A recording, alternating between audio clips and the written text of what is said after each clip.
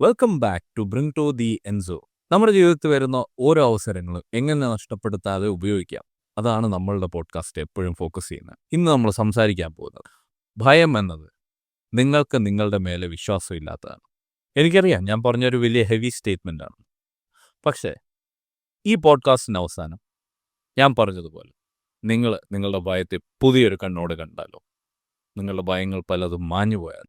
So ഒരു ചായയൊക്കെ കുടിച്ചാണ് നിങ്ങളിത് കാണുന്നതെങ്കിൽ പ്ലീസ്, എനിക്കൊരു വലിയ കോൺവെർസേഷൻ തന്നെ നിങ്ങളോട് പറയാനുണ്ട്. നമുക്ക് ഏറ്റവും ബേസിക്കിൽ നിന്ന് തന്നെ തുടങ്ങാം. എന്താണ് ഭയം? ഭയം എന്നത് നമ്മുടെ ഒരു ഇമോഷനാണ്, ഒരു ഭാവമാണ്. അതിലുപരി ഞാൻ പറയും, ഭയം എന്നത് ഒരു കഥയാണ്. നമ്മൾ തന്നെ നമ്മളെ പറഞ്ഞ് പഠിപ്പിച്ച കഥ. എന്തായിരിക്കും ആ കഥയിൽ നമ്മൾ നോർമലി പറയാറ്? ഞാൻ അത്ര മിടുക്കനല്ല, എന്നെക്കൊണ്ട് അതിന് കഴിയില്ല, അതിന് വേണ്ട ധൈര്യവും ഒന്നും എനിക്കില്ല, ഞാൻ ശ്രമിച്ചിട്ടും കാര്യമില്ല. കാരണം എന്താണ്?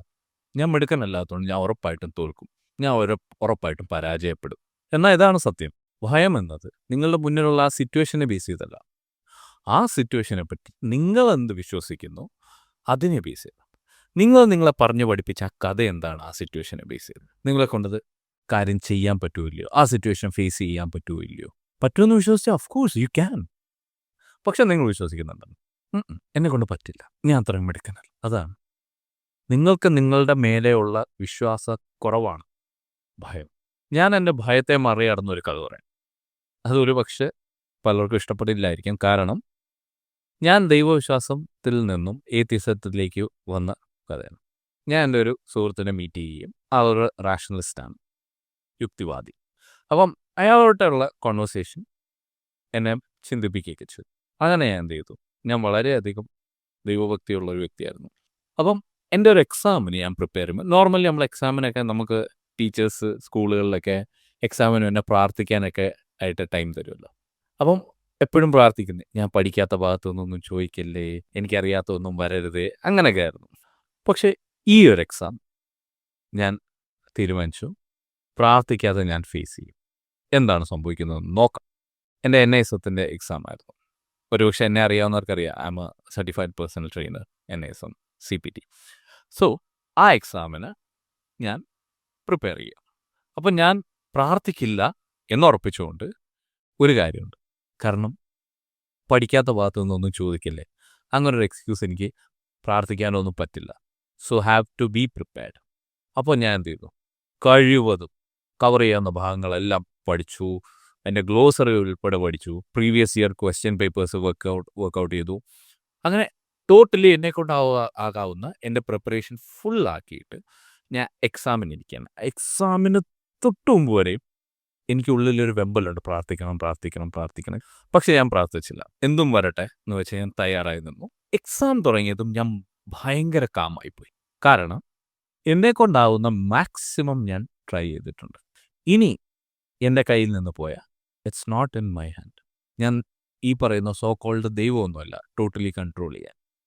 സോ എന്നെക്കൊണ്ടാകാവുന്ന മാക്സിമം ഞാൻ പ്രിപ്പയർ ചെയ്ത് കഴിയുമ്പോൾ I have left no stones unturned എന്നുള്ളൊരു വിശ്വാസം എൻ്റെ ഉള്ളിൽ.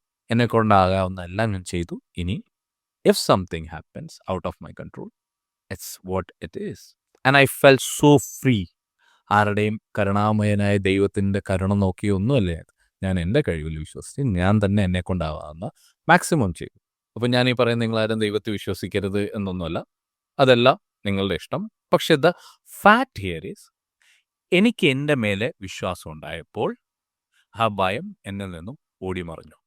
അതേപോലെ തന്നെ നിങ്ങൾ ആഗ്രഹിക്കുന്ന കാര്യത്തിന് വേണ്ടി നിങ്ങൾക്കതിനെ പിന്തുടരാനുള്ള ധൈര്യമുണ്ടോ ഇല്ലയോ എന്നുള്ളതാണ്. അത് ധൈര്യമില്ലെങ്കിൽ അത് നിങ്ങൾക്ക് നിങ്ങളുടെ മേലെ വിശ്വാസം ഇല്ലാത്തതുകൊണ്ടാണ് എന്ന് ഞാൻ പറയും. ഇനി ഭയത്തിനെ കുറിച്ചുള്ള കാര്യങ്ങളൊക്കെ അവിടെ നിൽക്കട്ടെ. എങ്ങനെ നിങ്ങൾക്ക് നിങ്ങളുടെ മേലെ വിശ്വാസം നേടിയെടുക്കാം, അതായത് ആത്മവിശ്വാസം എങ്ങനെ കൂട്ടാം. ഇത് മാജിക് ഒന്നുമല്ല, ഒരു നോർമൽ പ്രോസസ്സാണ്. ഞാൻ പറഞ്ഞുതരാം. അതായത് ആദ്യം അക്നോളജ് യുവർ ഫിയർ. നിങ്ങളുടെ ഭയത്തെ അംഗീകരിക്കുക. നിങ്ങളുടെ ഭയത്തെ ഭയക്കരുത്. അതായത് ആ ഭയം നിങ്ങൾക്ക് എന്തോ പറഞ്ഞു തരാൻ ശ്രമിക്കുന്നുണ്ട്, എന്തോ നിങ്ങളിലേക്ക് കമ്മ്യൂണിക്കേറ്റ് ചെയ്യാൻ ശ്രമിക്കുന്നുണ്ട്. എന്താണതെന്ന് നോക്കുക. ആ ഭയം നിങ്ങളെ കൺട്രോൾ ചെയ്യാൻ ശ്രമിക്കാതിരിക്കുക, പക്ഷെ ആ ഭയം നിങ്ങളെ പഠിപ്പിച്ചോട്ടെ. നിങ്ങൾക്ക് എന്തെങ്കിലും ഒരു കാര്യം പേടിയുണ്ടെങ്കിൽ ആ പേടി കൊണ്ട് നിങ്ങൾ പാരലൈസ്ഡ് ആയി പോകരുത്. എനിക്കവിടെ ഭയമുണ്ട്. എന്തുകൊണ്ട്? എന്തൊക്കെ കൂടുതൽ പ്രിപ്പറേഷൻസ് വേണ്ടിവരും ആ ഭയത്തിനെ കൺട്രോൾ ചെയ്യാൻ? എന്താണ് എനിക്കറിയാത്തത്? എന്ത് കൂടുതൽ പഠിച്ചാലാണ് എനിക്കെൻ്റെ ഭയത്തിനെ കൺട്രോൾ ചെയ്യാൻ പറ്റുക? അങ്ങനെ നമുക്ക് ഒരുപാട് സയൻസ് തരുന്ന ഒരു കാര്യമാണ് നമ്മളുടെ ഭയം. ഉദാഹരണത്തിന് നിങ്ങൾക്ക് കായലിലിറങ്ങാൻ പേടിയാണെന്നിരിക്കട്ടെ. കാരണം നിങ്ങൾക്ക് നീന്തൽ അറിയില്ല. അതെനിക്ക് ഭയമാണെന്ന് പറഞ്ഞ് അവിടുന്ന് മാറിയുന്ന എന്തെങ്കിലും കാര്യമുണ്ടോ? പക്ഷെ അല്ലെങ്കിൽ നിങ്ങളൊന്ന് ആലോചിച്ച് നോക്കിയാൽ നിങ്ങൾക്ക് മനസ്സിലാവും. ഞാൻ നീന്താൻ പഠിച്ചു കഴിഞ്ഞാൽ ആ പ്രശ്നം അവിടെ ഇല്ല. അപ്പോൾ ഭയത്തെ അംഗീകരിക്കുക. ഭയം എന്താണ് പഠിപ്പിച്ചു തരാൻ ശ്രമിക്കുന്നതെന്നുള്ളത് മനസ്സോർന്ന് പഠിക്കുക. അത് തന്നെയാണ് രണ്ടാമത്തെ പോയിന്റായിട്ട് എനിക്ക് പറയാനുള്ളത്. അതായത് shift your focus to growth. ആ ഭയം പഠിപ്പിച്ചു തരുന്നു നിങ്ങൾക്ക് എവിടെയാണ് കുറവുള്ളത്. ഇനി ആ കുറവ് നികത്താൻ വേണ്ടി നിങ്ങൾ ശ്രമിക്കുക. പിന്നെ ഞാൻ എപ്പോഴും പറയുന്നത് പോലെ തന്നെ ഇതൊരു എളുപ്പം, അതായത് നിങ്ങൾ ഇന്ന് രാവിലെ എഴുന്നേറ്റ് നിങ്ങളിങ്ങനെ തീരുമാനിക്കുന്നു, അങ്ങനെ നടക്കുന്നൊരു കാര്യമല്ലത്. ചെറിയ ചെറിയ കാര്യങ്ങൾ ചെയ്ത് നമ്മൾക്ക് തന്നെ തെളിവുകൾ നിരത്തുവാണ്. നിന്നെ കൊണ്ട് ചെയ്യാൻ കഴിയുമോ? ഓഫ് കോഴ്സ് ഞാനിത് നേരത്തെ ചെയ്തതാണല്ലോ. അപ്പോൾ അങ്ങനെയുള്ള ഓരോരോ ചെറിയ തെളിവുകൾ കൂട്ടിവെക്കാൻ സമയം പിടിക്കും. അത് കണ്ടാണ് നമ്മളിൽ നിന്ന് തന്നെ ആത്മവിശ്വാസം നേടുന്നത്. നമ്മളിൽ നിന്ന് തന്നെ ഇൻസ്പയർഡ് ആകും. അപ്പോൾ ഭയം നിങ്ങളുടെ മുഖത്ത് നോക്കി ചിരിക്കുമ്പോൾ തിരിച്ചു നോക്കി ചിരിക്കാനുള്ള ചങ്കുറ്റം വേണമെങ്കിൽ ഇതേ കൂട്ട് ഏറ്റവും കുറവ് ഭയമുള്ള ഒരു കാര്യം അത് ചെയ്ത് അതിനേക്കാൾ കുറച്ചുകൂടെ പാടുള്ള കാര്യം ചെയ്ത് അങ്ങനെ നമ്മൾ തന്നെ നമ്മുടെ മേലെയുള്ള ട്രസ്റ്റ് ബിൽഡ് ചെയ്താലേ പറ്റുള്ളൂ. നിങ്ങൾക്ക് പല കാര്യങ്ങളും ചെയ്യാൻ പേടി, ഫിയർ ഓഫ് ജഡ്ജ്മെൻ്റ് ആണ്, മറ്റുള്ളവർ എന്ത് വിചാരിക്കുക എന്തൊക്കെയാണ്. അതിനെക്കുറിച്ച് ഞാൻ ഓൾറെഡി ഒരു വീഡിയോ ചെയ്തിട്ടുണ്ട്, എൻ്റെ സെക്കൻഡ് വീഡിയോ. അതൊന്ന് കണ്ടാൽ നന്നായിരിക്കും. പിന്നെ നിങ്ങൾക്ക് ചെയ്യാവുന്ന മറ്റൊരു ടെക്നിക്ക് ഞാൻ പറഞ്ഞുതരാം. അതായത് നിങ്ങൾക്ക് എന്തെങ്കിലും ഒരു കാര്യം ചെയ്യാൻ പേടിയാണെന്നിരിക്കും. ഒരു പേപ്പർ എടുത്തിട്ട് അതിനെ രണ്ടായി മടക്കിയിട്ട് ഒരു സൈഡിൽ നിങ്ങളെ ഭയപ്പെടുത്തുന്ന കാര്യങ്ങൾ എന്തൊക്കെ എന്നുള്ളത് ഒരു സൈഡിൽ എഴുതുക. ഇനി അപ്പുറത്തെ സൈഡിൽ നിങ്ങൾക്കുള്ള സ്കിൽസ്, ഇതേ കാര്യം ചെയ്യാൻ എന്തൊക്കെ സ്കിൽസ് ഉണ്ട് നിങ്ങൾക്ക്, എന്തൊക്കെ എക്സ്പീരിയൻസുകളുണ്ട് നിങ്ങൾക്ക്, അങ്ങനെയുള്ള കാര്യങ്ങൾ മൊത്തം ഇപ്പുറത്തെ സൈഡിൽ എഴുതി വെക്കാം. അതായത് നമുക്ക് നേരത്തെ ഉദാഹരണം തന്നെ എടുക്കാം. ഇനിയിപ്പോൾ നിങ്ങൾ കടലിൽ നീന്താൻ പോവുകയാണ്. നിങ്ങൾക്ക് എന്താണ് പേടി? കടലിന് ഒരുപാട് ആഴമുണ്ട്, ഉപ്പുവെള്ളമാണ്, എൻ്റെ കയ്യിൽ പ്രൊട്ടക്റ്റീവ് ഗിയറൊന്നുമില്ല, ഇങ്ങനെയുള്ള കാര്യങ്ങൾ ആണെങ്കിൽ അതൊരു വശം. ഇനി ഇപ്പുറത്ത് നിങ്ങൾക്ക് എന്തൊക്കെ സ്കിൽസ് ഉണ്ട്? നിങ്ങൾക്ക് നീന്താൻ അറിയാം, നിങ്ങളുടെ കൂടെ ഇതിന് പരിചിതമായ നല്ലൊരു ക്രൂ ഉണ്ട്, നിങ്ങളുടെ കൂടെ വേണ്ട ഗൈഡൻസ് ഒക്കെ നിങ്ങൾക്ക് ഓൾറെഡി തന്നിട്ടുണ്ട്, നിങ്ങൾ ഓൾറെഡി ടോട്ടലി പ്രിപ്പയർഡ് ആണ്, മെൻ്റലി ഫ്രഷ് ആണ്, നിങ്ങൾ ഇതിനു വേണ്ടി തയ്യാറായിട്ട് വന്ന ഇങ്ങനെയുള്ള നല്ല നല്ല കാര്യങ്ങൾ ഇപ്പുറത്തെ സൈഡ് വെക്കും. ഇനി ഇതൊന്ന് വായിച്ചു നോക്കിയാൽ തന്നെ നിങ്ങൾക്ക് ഡയറക്റ്റ്ലി കമ്പയർ ചെയ്യാൻ പറ്റും. എന്തൊക്കെ പ്രശ്നങ്ങൾ ഞാൻ ഫേസ് ചെയ്യേണ്ടി വരും, ഇനി എന്തെങ്കിലും പ്രശ്നം ഉണ്ടെങ്കിൽ അതിനുള്ള ഉത്തരം എൻ്റെ കയ്യിലുണ്ടോ ഇല്ലയോ എന്നുള്ളത്. റൈറ്റ്?